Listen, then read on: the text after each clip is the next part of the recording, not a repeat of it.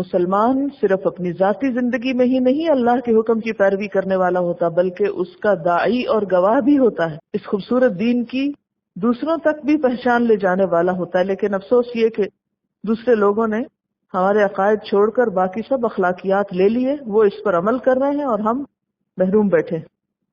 اور اس انصاف کی تعلیم کہاں ہے؟ اس الکتاب میں۔ تو ہمیں کیا کرنا ہوگا؟ اس کتاب پہ پرکھ کے دیکھنا ہوگا کہ کس کا حق کتنا ہے۔ یہ ایک ترازو کی حیثیت رکھتا ہے۔ پھر فرمایا کہ جب یہ کام کرو، اس عدل کی زد خواہ تمہاری اپنی ذات پر ہی کیوں نہ پڑتی ہو، خواہ تمہیں خود کو ہی نقصان کیوں نہ ہو رہا ہو، کیونکہ یہود کو جو کتاب دی گئی تھی وہ زبان سے تو اس کی باتیں مانتے تھے، یا پھر ان چیزوں کو صرف مانتے جو ان کی خواہشات کے مطابق ہوتی، اور جو چیز ان کی خواہش یا مرضی کے خلاف پڑتی اس میں وہ تبدیلی کر دیتے، اس کو وہ چھوڑ دیتے۔ تو اب اسی لیے امت مسلمہ کو اٹھایا گیا کہ اس کتاب میں کوئی تبدیلی نہیں ہوگی، نہ کوئی کر سکے گا، اس کو اپنی ذاتی زندگی میں بھی اپناؤ اور اسی کا سبق باہر جا کر بھی دو۔ پھر اصل میزان اور معیار یہی کتاب ہوگی، اور اس کی زد میں خواہ تمہاری اپنی ذات آئے، اول والدین یا والدین آئے، یعنی اتنے قریبی رشتہ دار بھی اگر تمہارے انصاف کی زد میں آتے ہیں تو بھی پرواہ نہ کرو، والاقربین اور دیگر رشتہ دار۔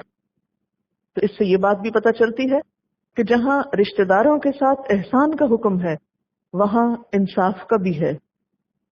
یعنی احسان کا مطلب یہ نہیں کہ ہر ان کی صحیح اور غلط بات کو مانتے چلے جاؤ۔ ان یکن غنیا، اگر وہ غنی ہوگا، یعنی جس کے بارے میں تم کو گواہی دینی ہے، اگر وہ شخص غنی ہوگا، او فقیرن یا فقیر ہوگا، تو فکر نہ کرو، فاللہ اولا بہما، اللہ تم سے زیادہ ان کے قریب ہے، ان کا خیر خواہ ہے۔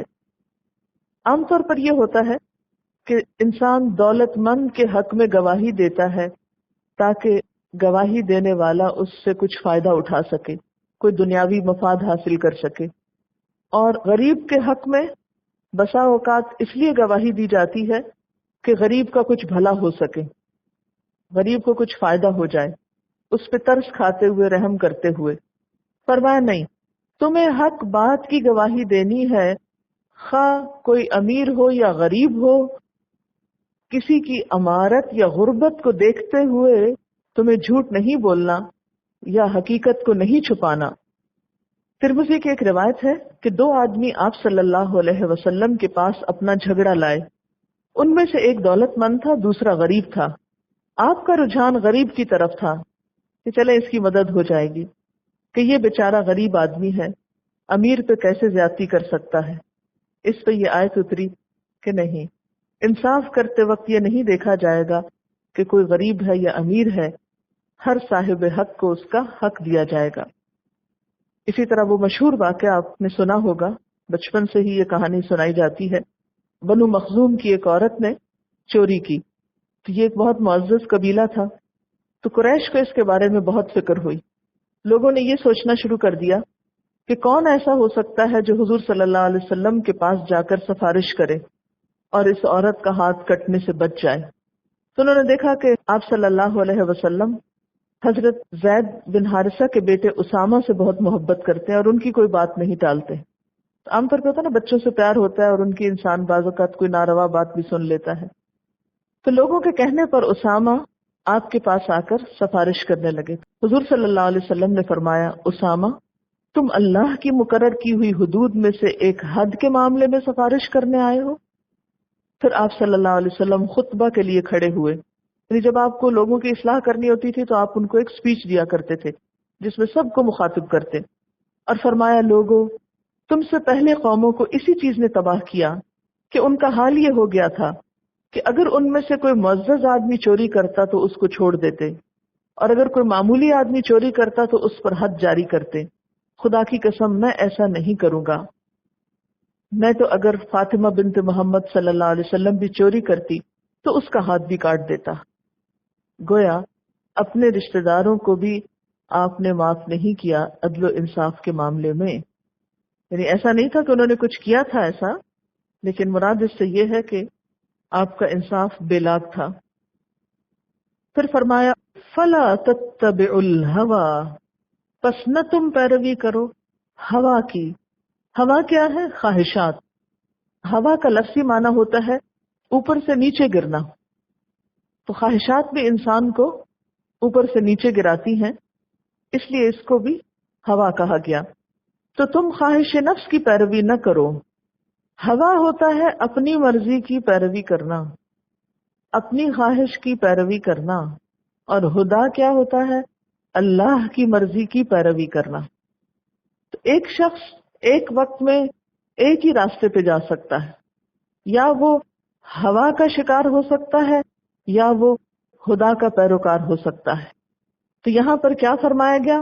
فلا تتبعوا الهوى، تم خواہش نفس کی پیروی نہ کرو، ان تعدلوا، تاکہ تم عدل کر سکو. یہ خواہش نفس کیا ہو سکتی ہے؟ بعض اوقات کسی کے ساتھ انسان باعث ہوتا ہے، عصبیت ہوتی ہے، پریجوڈس ہوتا ہے یا بغض ہوتا ہے. فرمایا کسی کے ساتھ تمہارا بغض یا نفرت یا کوئی ایسی چیز تمہارے فیصلے پر غالب نہ آئے، تمہیں انصاف سے نہ روکے. اگر تم نے اللہ کی ہدایت چھوڑ کر اپنی خواہشات کی پیروی کی تو تم قسط سے ہٹ جاؤ گے. ایک اور جگہ پر قرآن پاک میں آتا ہے لا یجرمنکم شنآن قوم علی الا تعدلوا اعدلوا هو اقرب للتقوی. کسی قوم کی دشمنی تمہیں اس بات پہ آمادہ نہ کرے کہ تم عدل سے کام نہ لو. اعدلوا، عدل سے کام لیا کرو. هو اقرب للتقوی، وہ تقوی کے زیادہ قریب تر ہے. تو اس سے کیا بات پتہ چلتی ہے کہ نمبر ایک، انسان اپنے نفس سے بھی رعایت نہ کرے، والدین سے بھی نہ کرے، رشتہ داروں سے بھی نہ کرے، کسی غریب سے نہ کرے، کسی امیر سے نہ کرے، اور انصاف کے راستے میں خواہش نفس کو بھی حائل نہ ہونے دے. ہر حال میں عدل ہی کیا جائے، صرف اللہ کی رضا پیش نظر ہو. کسی مالدار کے مال کی وجہ سے رعایت نہ ہو، غریب کی غربت سے خوف نہ کھاؤ، عصبیت کی وجہ سے فیصلوں کو مت پلٹو. انسان خواہش نفس، دشمنی اور عصبیت میں کیسے عدل سے ہٹتا ہے، اس کو آپ ایک واقعی ایک مثال سے سمجھ سکتے ہیں. عبداللہ بن رواحہ کو آپ صلی اللہ علیہ وسلم نے خیبر کے یہود کے پاس بھیجا کہ وہاں کے پھلوں اور فصلوں کا تخمینہ لگا کر آئیں. آپ کو یہ معلوم ہے نا کہ پھل جب باغ کے اندر ہی بکتا ہے تو اندازہ لگا کے بیچا جاتا ہے. آپ کو یہ بھی معلوم ہوگا کہ خیبر حضور صلی اللہ علیہ وسلم کے ہاتھوں فتح ہو گیا تھا. پھر آپ نے کیا کیا کہ اس کی زمینوں پر یہود ہی کو متعین کر دیا کہ وہ کام کریں اور پھر اس کا نصف جو ہے مسلمان لے لیں. اب ہوا یہ کہ وہ نصف کا اندازہ کرنے کے لیے خاص ماہر لوگ ہوتے تھے جو باغ کو یا فصل کو دیکھ کر اندازہ کرتے تھے. تو آپ صلی اللہ علیہ وسلم نے پھل کا اندازہ کرنے کے لیے کہ کتنی مقدار ہے حضرت عبداللہ بن رواحہ کو بھیجا. جب وہ وہاں پر پہنچے تو یہود نے رشوت پیش کی کہ وہ کچھ نرمی سے کام لیں. انہوں نے کہا اللہ کی قسم میں اس کی طرف سے نمائندہ بن کر آیا ہوں جو دنیا میں مجھے سب سے زیادہ محبوب ہے، اور تم میرے نزدیک سب سے زیادہ ناپسندیدہ ہو.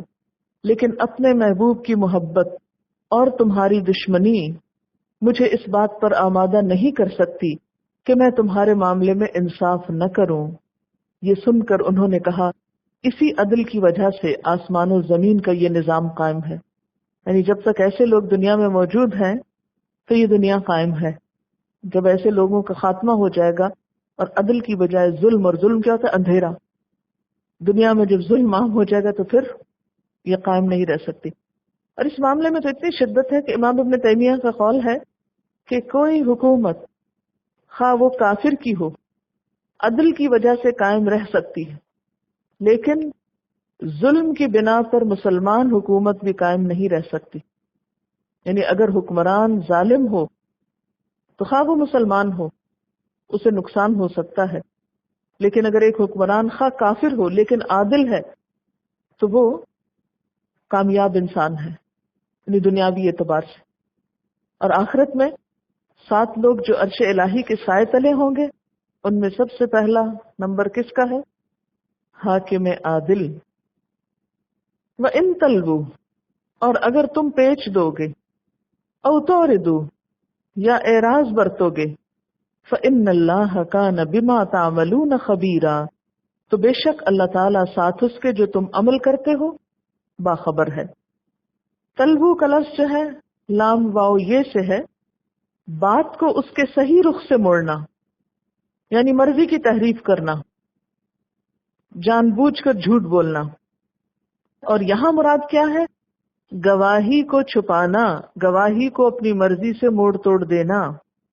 او توردو کا لفظ عین رے دال سے ہے، عرض اعراض کرنا، بے رخی برتنا، منہ پھیر لینا، گواہی کو چھپانا اور چھوڑ دینا، بات بدل دینا یا کترا کر نکل جانا، کہنے کی بات زبان پہ نہ لانا۔ فرمایا کہ اگر تم گواہی کے وقت بات بدل دو گے یا حق سے کترا کر نکل جاؤ گے یا جو بات کہنی چاہیے وہ نہیں کہو گے، اپنی زبان پھیر لو گے، گواہی کا کچھ حصہ چھپا لو گے، تو پھر بظاہر تو ہو سکتا ہے کہ اس ہیرا پھیری سے کچھ کام بن جائے، لیکن جس طرح یہود نے پھر تحریف کی اور اللہ کے احکامات کو چھپایا اور بگاڑا، تو تم دیکھتے ہو کہ اللہ نے دنیا میں ان کو مسخ کر دیا۔ یہود کے بارے میں آتا نا، یلوون السنتہم بالکتاب لتحسبوہ من الکتاب وما ہوا من الکتاب، کہ وہ زبان کو موڑتے ہیں کتاب کے ساتھ، یعنی اللہ کی کتاب کو کچھ سے کچھ بنا دیتے ہیں۔ تو جب اللہ کی کتاب کو انہوں نے بگاڑا تو حق کیسے پہنچے گا لوگوں تک؟ پھر حق پر عمل کیسے ہو سکتا ہے؟ تو لوگوں کو حق سے بھٹکانے کے لیے انہوں نے ایسی چالیں اختیار کی۔